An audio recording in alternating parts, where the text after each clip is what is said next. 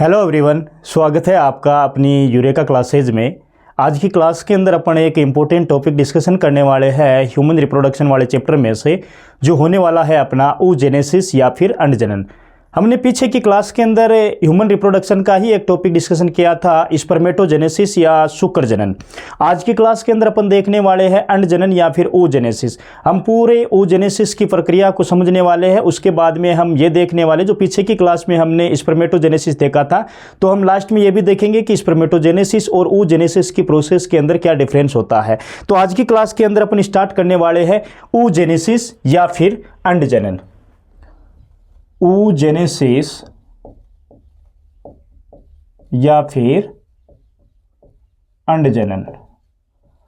अब सबसे पहले अपन ये डिस्कशन करने वाले हैं कि ये अंडजनन प्रक्रिया होती क्या है, ये कहाँ पे कंप्लीट होती है और कब ये अपनी लाइफ के अंदर स्टार्ट होती है। तो अपन इसकी नॉर्मल सी डेफिनेशन बना के देखेंगे तो यही देखेंगे कि मादा मनुष्य के अंदर जो युग्मक निर्माण होता है उस प्रक्रिया को हम क्या बोलते हैं, oogenesis बोलते हैं। अब मादा युग्मक क्या होता है, मादा युग्मक अपना ओव्यूम या फिर अंडाणु होता है। तो हम ये भी लिख सकते हैं कि अंडाणु बनने की प्रक्रिया क्या कहलाती है, अंडाणु जनन कहलाती है। जैसे कि अपन ने पिछली क्लास के अंदर देखा था कि नर युग्मक निर्माण की प्रक्रिया क्या कहलाती थी, स्पर्मेटोजेनेसिस कहलाती थी, और नर युग्मक क्या होता है, शुक्राणु होता है। तो हमने डेफिनेशन बनाई थी कि शुक्राणु निर्माण की प्रक्रिया को ही हम क्या बोलते हैं, शुक्र जनन बोलते हैं। तो यहां पे भी इसकी सिंपल सी डेफिनेशन बनाएंगे कि मादा मनुष्य के अंदर, मादा मनुष्य के अंदर युग्मक निर्माण की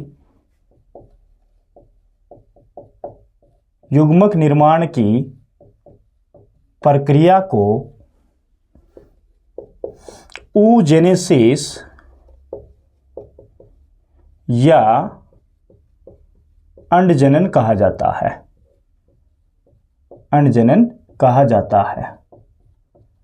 अब अपने को पता है कि यहां पे मादा मनुष्य के अंदर जो युग्मक का निर्माण हो रहा है, तो हमें अच्छी तरीके से पता है कि मादा युग्मक अपन किसको बोलते हैं, अंडाणु को बोलते हैं। तो हम दूसरी डेफिनेशन सिंपल तरीके से बना सकते हैं कि अंडाणु निर्माण की प्रक्रिया, अंडाणु निर्माण की प्रक्रिया को अंडजनन कहा जाता है, अंडजनन कहा जाता है। अब अपन ये देखेंगे कि अंडजनन की प्रक्रिया होती है वो मादा मनुष्य के अंदर कहां पे ये संपन्न होती है। तो ये जो प्रक्रिया है संपन्न कहां पे होने वाली है, प्रक्रिया संपन्न। तो अपने को पता है, जैसे हमने मेल गैमेट का फॉर्मेशन करवाया था, तो मेल का जो प्राइमरी सेक्स ऑर्गन था टेस्टिस, और टेस्टिस की जो स्ट्रक्चरल एंड फंक्शनल यूनिट थी जिसको हमने सेमिनिफेरस ट्यूबुल्स या शुक्रजनन नलिका बोला था, वो शुक्राणुओं का निर्माण कर रही थी। यहाँ पे अपन ने फीमेल गैमेट की बात करेंगे, और फीमेल गैमेट क्या होता है, ओव्यूम या फिर अंडाणु होता है। और अंडाणु का जो निर्माण होता है वो फीमेल की ओवेरी के अंदर या अंडाशय के अंदर होता है। तो ये जो प्रक्रिया चलने वाली है, जो आज की क्लास में देखने वाले हैं, ये कहाँ पे कंप्लीट होगी, ओवेरी के अंदर या अंडाशय के अंदर। और हम अच्छी तरीके से जानते हैं कि फीमेल की बॉडी के अंदर ओवेरी के जो नंबर होते हैं वो 2 होते हैं, मतलब अंडाशय की 2 संख्या होती है, और प्रत्येक अंडाशय के अंदर अंडाणुओं का निर्माण होता है। अब यहाँ पे नॉर्मली अपन ये देखेंगे कि जैसे कि मेल की बॉडी के अंदर जो टेस्टिस होते हैं, दोनों टेस्टिस एक साथ में काम करते हैं, लेकिन फीमेल के केस के अंदर ऐसा सीन देखने को नहीं मिलता है। फीमेल के पास में 2 ओवेरी होती है, लेकिन दोनों ओवेरी एक साथ ओव्यूम को प्रोड्यूस नहीं कर सकती है। एक महीने एक ओवेरी एक्टिव रहती है, तो दूसरे महीने में दूसरी वाली ओवेरी है वो एक्टिव रहती है, मतलब दोनों ओवेरी एक साथ में फंक्शन नहीं करती है। उसके बाद में ये जो प्रक्रिया होती है ये प्रारंभ कब होती है, प्रक्रिया प्रारंभ। तो प्रक्रिया प्रारंभ, जैसे मेल गैमेट था स्पर्म वाला, उसमें हमने देखा था कि प्यूबर्टी एज के अंदर या यौवनावस्था के अंदर, जो कि 12 से 14 वर्ष की एज होती है, उस टाइम पे मनुष्य के अंदर शुक्राणुओं का निर्माण स्टार्ट हो जाता है, और यौवनावस्था से लेकर के पूरी लाइफ टाइम तक शुक्राणु बनते रहते हैं। ये डिस्कशन अपन ने पीछे की क्लास में किया था। लेकिन आज अपने यहाँ पे अंडाशय के अंदर जो अंडाणु बनने वाले हैं, वो अंडाणु लाइफ टाइम तक नहीं बनते हैं। इनकी जो शुरुआत होती है वो भ्रूणीय अवस्था में ही हो जाती है। भ्रूणीय अवस्था से लेकर के, और कब तक बनेंगे ये, भ्रूणीय अवस्था से लेकर के रजोनिवर्ती, जिसको हम बोलते हैं मेनोपॉज, मतलब जहां पे मेंस्ट्रुअल साइकिल रुक जाता है उस स्टेज को हम बोलते हैं रजोनिवर्ती या मेनोपॉज, जो कि अपन मान सकते हैं 45 से लेकर 48 की एज तक जो एज रहती है वहां पे मेंस्ट्रुअल साइकिल स्टॉप हो जाता है। मतलब भ्रूणीय अवस्था से लेकर के 45 से 48 वर्ष की उम्र तक यहाँ पे अंडाणु बनते रहते हैं। अब इनके बारे में थोड़ा सा और आगे कॉन्सेप्ट देखेंगे तो अपने को पता लगेगा कि हर महीने में एक अंडाणु उत्पन्न होने वाला है, और टोटल पूरे लाइफ साइकिल के अंदर या पूरे लाइफ स्पान के अंदर एक फीमेल होती है, वो कितने एग को रिलीज करती है वो डिस्कशन अपन आगे करने वाले हैं। फिर ये जो प्रक्रिया होती है ये 3 चरणों में संपन्न होती है, 3 चरणों में संपन्न होती है। अब ये जो चरणों के नाम है ये बिल्कुल स्पर्मेटोजेनेसिस है उसके जैसे के जैसे है, लेकिन यहां पे कुछ चेंजेस देखने को मिलेगा, अपने को वो समझना है। पहली वाली जो प्रावस्था होती है उसको हम बोलते हैं गुणन प्रावस्था, और ये गुणन प्रावस्था स्पर्मेटोजेनेसिस के अंदर भी चलती थी, जिसको हम बोलते हैं मल्टीप्लिकेशन फेज, मल्टीप्लिकेशन फेज। उसके बाद में सेकंड वाली स्पर्मेटोजेनेसिस के अंदर भी थी वर्धी प्रावस्था, वर्धी प्रावस्था, जिसको हम बोलते हैं ग्रोथ फेज। उसके बाद में लास्ट अपने थी परिपक्वन प्रावस्था, परिपक्वन प्रावस्था, जिसको हम बोलते हैं मैच्योरेशन फेज। अब सेम ऐसी कैसी प्रावस्थाएं अपन स्पर्मेटोजेनेसिस में देखी थी, लेकिन स्पर्मेटोजेनेसिस वाले का सीधा सिंपल कॉन्सेप्ट था कि यौनावस्था से प्रारंभ होकर के पूरे लाइफ टाइम तक वो चला करती थी। लेकिन फीमेल की बॉडी के अंदर ये तीनों की तीनों फेज है, ये अलग अलग स्टेज के अंदर चलती है। जैसे अपन बात करें सबसे पहले मल्टीप्लिकेशन फेज की गुणन प्रावस्था वाली, तो ये जो प्रावस्था चलने वाली है ये फीटल लाइफ के अंदर ही चलती है, फीटल लाइफ के अंदर, मतलब अपन यूं कह सकते हैं एम्ब्रियोनिक स्टेज या भ्रूणीय अवस्था के अंदर ये वाली प्रोसेस चलती है। उसके बाद में जो वर्धी प्रावस्था है, ग्रोथ फेज है, ये जो प्रावस्था चलने वाली है ये आफ्टर बर्थ, मतलब जन्म के बाद, या इसको बोल सकते हैं चाइल्डहुड में, चाइल्डहुड स्टेज के अंदर। उसके बाद में जो मैच्योरेशन प्रावस्था है या परिपक्वन प्रावस्था होती है ये चलती है अपनी प्यूबर्टी के बाद में, प्यूबर्टी या यौवनावस्था अवस्था के अंदर, यौवनावस्था में, मतलब लैंगिक अवस्था से पहले और जन्म के बाद में तो कौन सी चलती है, ग्रोथ फेज चलती है, और यौवनावस्था के बाद में जो चलती है उसको बोलते हैं परिपक्वन प्रावस्था, और जो भ्रूणीय अवस्था में चल रही है उसको बोलते हैं अपन गुणन प्रावस्था। अब ये तीनों प्रावस्थाओं के अंदर किस हिसाब से एग का फॉर्मेशन होता है अपन, अब जैसे मैं एक स्टेटमेंट बोलता हूं कि एक महिला होती है वो अपने पूरे जीवन काल के अंदर 420 अंडाणुओं का मोचन करती है। मतलब एक महिला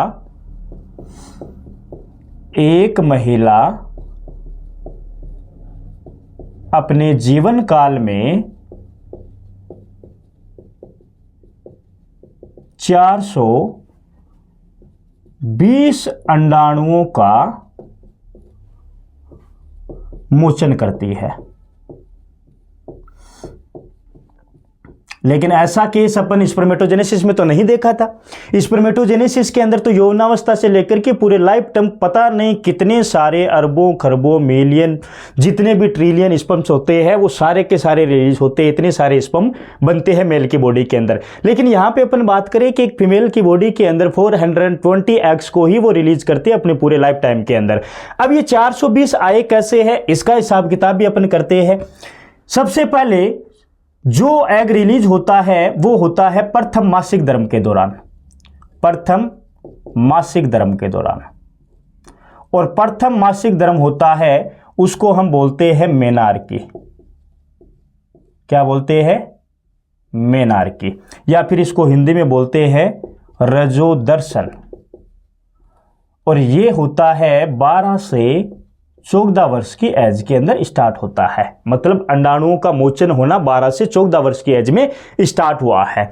उसके बाद में अंतिम मासिक धर्म, अंतिम मासिक धर्म जिसको हम बोलते हैं मेनोपॉज, या फिर हिंदी में इसको बोलेंगे अपन रजोनिवृत्ति। और ये रजोनिवृत्ति होती है, ये अप्रोक्सीमेट होती है 45 से 48 ईयर्स, 45 से 48 वर्ष की एज में खत्म हो जाता है। अब अपन ने बोला 420 अंडाणु, तो हम ये देखते हैं कि 12 से 14 वर्ष की एज में स्टार्ट हुआ है, 45 से 48 वर्ष की एज के अंदर खत्म हुआ है। और अच्छी तरीके से हमको यह भी पता है कि जो मासिक धर्म होता है, जिसका अपन सेपरेट टॉपिक लेने वाले हैं, इसकी जो अवधि होती है वो 1 महीने की होती है। 1 महीने के मेंस्ट्रुअल साइकिल के अंदर एक एग रिलीज होता है। तो यहां पे 12 से 14 वर्ष और 45 से 48 वर्ष लिया है। तो हम ये देखते हैं कि लास्ट जो 48 है, इसमें से हम अप्रोक्सीमेट 13 वाली जहां से स्टार्ट हो रहा है उसको माइनस करेंगे, तो यहां पे अपने पास में मिलती है टोटल 35 वर्ष। मतलब अंडाणुओं का मोचन होता है महिला के अंदर 35 वर्ष तक, लगभग बात करें अपन। अब 1 महीने के अंदर, 1 महीने के अंदर एक अंडाणु का मोचन होता है, एक अंडाणु का मोचन होता है। तो 12 महीने में कितने का होगा? 12 महीने में 12 अंडाणु होंगे। 12 महीने मतलब 1 वर्ष। 1 वर्ष के अंदर जब 12 अंडाणुओं का मोचन होता है तो यहां टोटल 35 वर्ष है। तो हम इस 35 को यदि 12 से मल्टीप्लाई करेंगे तो ये अप्रोक्सीमेट अपने पास में आने वाला है 420। इसलिए हमने ये लाइन बोली है कि एक महिला अपने जीवन काल में 420 अंडाणुओं का मोचन करती है। अब इस अंड जनन की प्रक्रिया का जो एक चार्ट होता है, या जिसको हम आरेख बोलते हैं, उस आरेख की सहायता से भी अपन इस अंड जनन की प्रोसेस को समझने का प्रयास करेंगे। तीनों चरणों को एक चार्ट के द्वारा भी अपन समझने वाले हैं। बड़ा सिंपल सा ये चार्ट होने वाला है और ज़्यादा डिफरेंस इसके अंदर देखने को नहीं मिलने वाला है। जिस हिसाब से अपन ने स्पर्मेटोजेनेसिस का जो चार्ट बनाया था सेम वैसा का वैसा है, बस नाम थोड़े चेंज होंगे। स्पर्मेटोजेनेसिस की जगह यहाँ पे oogenesis हो जाएगा, स्पर्मेटोसाइट की जगह यहाँ पे oocyte हो जाएगा, इतना सा ही है। और फाइनली वहाँ पे स्पर्म बन रहे थे, यहाँ पे ओव्यूम बन जाएंगे, बस इतना सा ही फर्क रहेगा इसके अंदर। और फिर अपन एक साथ में इनका डिफरेंस भी देखने वाले हैं कि स्पर्मेटोजेनेसिस और oogenesis के अंदर जो मेन डिफरेंस होता है वो क्या होता है। और ये जो चार्ट रहता है ये बार बार में अपने बोर्ड की एग्जाम के अंदर पूछा भी जाता है सिंपल तरीके से। तो अब अपन इस चार्ट को देखेंगे सबसे पहले। जैसे सबसे पहले अपन स्टार्ट करेंगे इससे आदि जनन कोशिका से। आदि जनन कोशिका जो कि ओवेरी के अंदर प्रेजेंट रहती है, जहां से अंडाणुओं का निर्माण स्टार्ट होगा। आदि जनन कोशिका जिसको हम बोल सकते हैं primordial germ cell, primordial germ cell. अब इस आदि जनन कोशिका के अंदर क्या होने वाला है? लगातार माइटोसिस डिवीजन या समसूत्री विभाजन होने वाला है। और समसूत्री विभाजन के परिणाम स्वरूप हम लोगों को यहां पे मिलने वाला है oogonia। तो ये लगातार क्या करेगी? समसूत्री विभाजन करेगी। और समसूत्री विभाजन करेगी तो इसका प्लॉइडी लेवल होता है वो डिप्लॉइडी रहने वाला है, 2n से 2n ही रहने वाला है। ये भी 2n, ये भी 2n।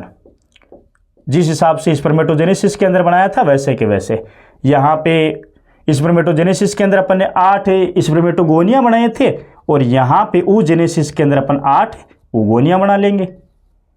सिंपल है ये बिल्कुल से। ये अपन ने बना लिए है 8 oogonia, oogonia, ये जिसको हम बोल सकते हैं अंडजनन कोशिका, जो कि आगे चल करके अंडाणु का निर्माण करने वाली है। ये oogonia का फॉर्मेशन कैसे हुआ है? इस oogonia का फॉर्मेशन हुआ है समसूत्री विभाजन से। आदिजनन कोशिका से oogonia के फॉर्मेशन के दौरान कौन सा विभाजन हुआ है? समसूत्री विभाजन हुआ है, माइटोसिस डिवीजन हुआ है, माइटोसिस डिवीजन हुआ है। और ये यहाँ आदि जनन कोशिका से लेकर के oogonia बना है। ये जो प्रोसेस चल रही है अपनी, ये कौन सी एज में चल रही है? ये फीटल लाइफ के अंदर चल रही है ना। कहाँ पे चल रही है? मतलब भ्रूणीय अवस्था बोल सकते हैं, या एम्ब्रियोनिक स्टेज बोल सकते हैं, या फिर फीटल लाइफ बोल सकते हैं। और इस फेज को हम क्या बोलते हैं? गुणन प्रावस्था या फिर मल्टीप्लिकेशन फेज। ये जो आदि जनन कोशिका से लेकर के oogonia तक बना है, यहां से लेकर के यहां तक की प्रोसेस। स्पर्मेटोजेनेसिस के अंदर तो सारा काम यौवनावस्था के बाद में चल रहा था, लेकिन यहाँ oogenesis के अंदर क्या हो रहा है? सिर्फ और सिर्फ ये मल्टीप्लिकेशन फेज है, ये भ्रूणीय अवस्था के अंदर ही स्टार्ट हो जाती है। मतलब फीमेल की बॉडी के अंदर जो oogonia बनते हैं, ये oogonia भ्रूणीय अवस्था के अंदर ही बन जाते हैं। उसके बाद में क्या होता है? ये oogonia, जितने भी oogonia बने हैं, इसमें से कोई भी एक oogonia आगे जाकर के वृद्धि करने वाला है, ग्रोथ करने वाला है। और ग्रोथ करने के बाद में इस oogonia को हम बोल सकते हैं प्राइमरी oocyte, या फिर इसको बोल सकते हैं प्राथमिक अंडक कोशिका। ये बनी है अपनी ग्रोथ करने के बाद में। और इस वाले फेज को हम बोलते हैं क्या? ग्रोथ फेज या फिर वर्धी प्रावस्था। ग्रोथ फेज या फिर वर्धी प्रावस्था। अब ये जो oogonia वृद्धि करके प्राइमरी oocyte का फॉर्मेशन यहां पे किया है, फाइनली अपने को सेकेंडरी oocyte बनाना है, अंडाणु बनाना है। यहां पे प्राइमरी oocyte तो बन चुका है। अब ये जो प्राइमरी oocyte बना है इस ग्रोथ फेज के अंदर, ये जो काम हुआ है ये कहां पे हुआ है? ये चाइल्डहुड में हुआ है। चाइल्डहुड में मतलब जन्म के बाद हुआ है, लेकिन यौवनावस्था से पहले हुआ है, प्यूबर्टी से पहले और जन्म के बाद हुआ है ये oocyte, प्राइमरी oocyte का फॉर्मेशन। अब इस प्राइमरी oocyte के अंदर होगा अपना मियोसिस फर्स्ट, या फिर अपन कह सकते हैं अर्धसूत्री विभाजन फर्स्ट। प्राइमरी oocyte के अंदर अर्धसूत्री विभाजन फर्स्ट होने पे क्या क्या बनेगा? यहां पे एक तो बनेगा अतिरिक्त भ्रूणीय इकाई, अतिरिक्त पोलर बॉडी, और एक बनेगा यहां पे सेकेंडरी oocyte या द्वितीयक अंडाणु कोशिका। और ये जो बनी है ये क्या बनी है? अतिरिक्त ध्रुवीय काय या अतिरिक्त पोलर बॉडी। उसके बाद में सेकेंडरी oocyte के अंदर फिर से डिवीजन होगा, और सेकेंडरी oocyte के अंदर फिर से डिवीजन होगा। उस डिवीजन को हम बोलेंगे यहां पे मियोसिस सेकंड या फिर अर्धसूत्री विभाजन सेकंड। अब इस सेकेंडरी oocyte के अंदर अर्धसूत्री विभाजन सेकंड होने से यहां पे इस अतिरिक्त ध्रुवीय काय से तो बनेंगे अतिरिक्त ध्रुवीय काय। ये तो ध्रुवीय काय ही रहने वाली, अपन देखेंगे ध्रुवीय काय क्या होती है। इनको हम ये बोल सकते हैं द्वितीयक पोलर बॉडी। और यहां पे इस एक सेकेंडरी oocyte से एक और अतिरिक्त पोलर काय बनेगी और एक बनेगा अपना अंडाणु। यहां पे फाइनली अपने को क्या मिल गया है? अंडाणु, जिसको हम ओव्यूम भी बोल सकते हैं। और ये तीनों की तीनों क्या बनी है? ये बनी है अपनी अतिरिक्त पोलर काय। अब ये अतिरिक्त पोलर काय क्यों बनी है भाई? इसके पीछे क्या रीजन है? जैसे स्पर्मेटोजेनेसिस के अंदर तो ये मतलब ज्यादा ये पोलर बॉडी नहीं बन रही थी, यहां पे ये अतिरिक्त ध्रुवीय काय क्यों बन रही है? क्योंकि स्पर्मेटोजेनेसिस के अंदर स्पर्म का फॉर्मेशन हुआ था। उस स्पर्म के फॉर्मेशन के अंदर 46 क्रोमोसोम से 23 क्रोमोसोम हमने बना लिए थे वहां पे। यहां पे क्या होता है? क्योंकि स्पर्म क्या होता है? चल होता है और ये ओव्यूम होता है ये अचल होता है, ये अपनी जगह पे रहने वाला है, क्योंकि स्पर्म तो पहले से ही बाहर से आने वाला है तो वो तो 23 क्रोमोसोम लेकर के आएगा। लेकिन ये फर्टिलाइजेशन की प्रोसेस तो फीमेल की बॉडी के अंदर होने वाली है, फेलोपियन ट्यूब के अंदर होने वाली है, और ये अंडाणु फेलोपियन ट्यूब में जाएगा तो उससे पहले इसके पास में 23 क्रोमोसोम होने चाहिए। तो ये जो अतिरिक्त ध्रुवीय इकाई बनी है ये इसलिए बनी है ताकि ओव्यूम के पास में या अंडाणु के पास में 23 क्रोमोसोम रह जाए, ताकि फर्टिलाइजेशन के टाइम में 23 क्रोमोसोम अपने स्पर्म के और 23 क्रोमोसोम अपने ओव्यूम के, तब जाइगोट बने तो उस शिशु के अंदर भी या उस बच्चे के अंदर भी क्या होना चाहिए, 46 क्रोमोसोम चला जाए। तो क्रोमोसोम को मेंटेन करने के लिए यहां पे ओव्यूम के पास में अतिरिक्त पोलरकाय बनी है। अब अपन ने वहां पे एक क्वेश्चन सोल्व किया था नॉर्मली, और पहले अपन इसको देख लेते हैं कि ये कौन सी फेज चल रही है, अपनी मैच्योरेशन फेज चल रही है। ये तीसरी फेज है मैच्योरेशन फेज, जिसको हम बोल सकते हैं परिपक्वन प्रावस्था। और ये जो परिपक्वन प्रावस्था होती है ये कब चलती है, ये प्यूबर्टी के टाइम पे चलती है, प्यूबर्टी या फिर यौवनावस्था, मतलब 12 से 14 वर्ष के बाद में अंडाणु बनना स्टार्ट हुए, पहले स्टार्ट नहीं हुए थे। पहले जितने फॉलिकल्स बनने थे, मतलब लैंगिक अवस्था आने से पहले हर एक ओवेरी के अंदर 5 से 6 लाख पुटिकाएं या फिर फॉलिकल्स का फॉर्मेशन होता है। और जब यौवनावस्था आती है, प्यूबर्टी आ जाती है या तरुणावस्था आती है, उस टाइम पे हर एक फॉलिकल्स आगे जाकर के मेच्योर होकर के एक ओव्यूम का फॉर्मेशन करती है। जैसे मान लो जो फॉलिकल्स बनती है उसको हम पहले प्राइमरी फॉलिकल्स नाम देते हैं।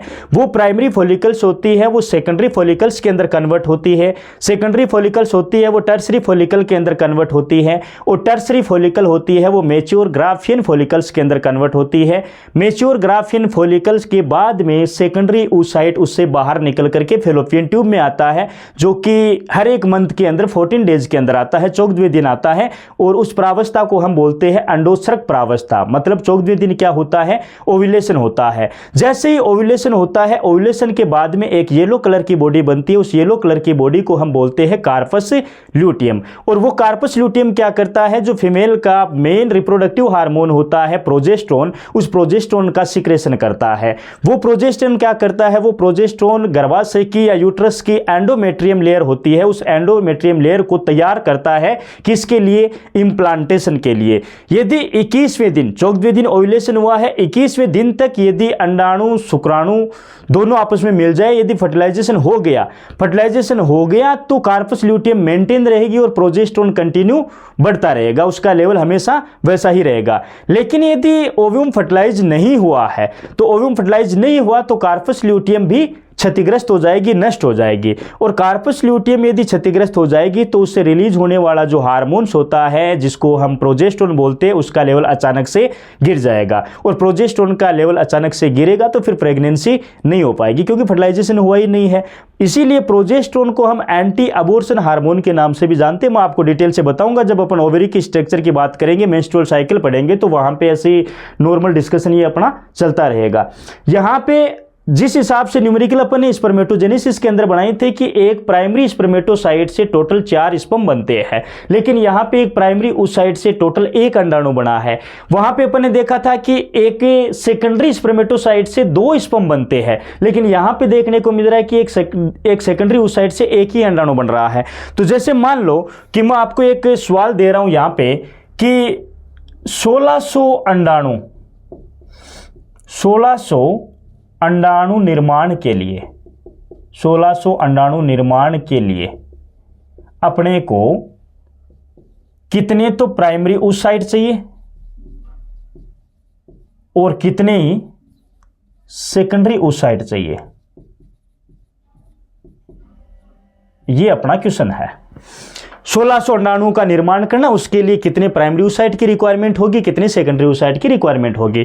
तो अपने को अच्छी तरीके से पता है कि एक प्राइमरी oocyte होता है, एक प्राइमरी oocyte जो होता है उससे भी कितने अंडाणु बन रहे हैं, 1 अंडाणु बन रहा है। और एक सेकेंडरी oocyte होता है, उससे भी कितना अंडाणु बन रहा है, फाइनली 1 ही अंडाणु बन रहा है। तो अब इसका आंसर अपन आराम से निकाल सकते हैं। जितने क्वेश्चन में अगला पूछ रहा है उतने ही उसके आंसर में अपने आ जाएगी। जैसे 1600 अंडाणु निर्माण के लिए कितने प्राइमरी oocyte चाहिए, 1600 प्राइमरी oocyte चाहिए। और कितने सेकेंडरी oocyte चाहिए, तो 1600 ही सेकेंडरी oocyte चाहिए, प्राइमरी oocyte और सेकेंडरी oocyte दोनों का बराबर है, क्योंकि इसका तो कोई लेना देना नहीं है। कॉन्सेप्ट में भी यही बता रहा है कि प्राइमरी oocyte से एक अंडाणु, सेकेंडरी oocyte से एक अंडाणु, तो 1600 अंडाणु बनाने के लिए 1600 प्राइमरी oocyte चाहिए और 1600 सेकेंडरी oocyte की रिक्वायरमेंट होती है। तो ये अपना नॉर्मली डिस्कशन हुआ है oogenesis का। अब अपन नेक्स्ट क्लास के अंदर देखने वाले हैं ओवेरी की स्ट्रक्चर, कैसे कैसे फॉलिकल्स का फॉर्मेशन होता है। ये सारी बात ओवेरी की स्ट्रक्चर के बाद में आपको और अच्छे से क्लियर होने वाली है। और उसी ओवेरी की स्ट्रक्चर से अपने को पूरा का पूरा मेंस्ट्रुअल साइकिल चलता है फीमेल की बॉडी के अंदर। जो ओवेरी के अंदर साइक्लिक चेंजेज आते हैं या हार्मोनल चेंजेज आते हैं हर मंथ के अंदर, जिसको हम मेंस्ट्रुअल साइकिल के नाम से जानते हैं, वो मेंस्ट्रुअल साइकिल उस ओवेरी की स्ट्रक्चर से अपने को पूरा का पूरा समझ में आने वाला है। तो नेक्स्ट क्लास के अंदर अपन बात करने वाले हैं ओवेरी की स्ट्रक्चर के लिए। थैंक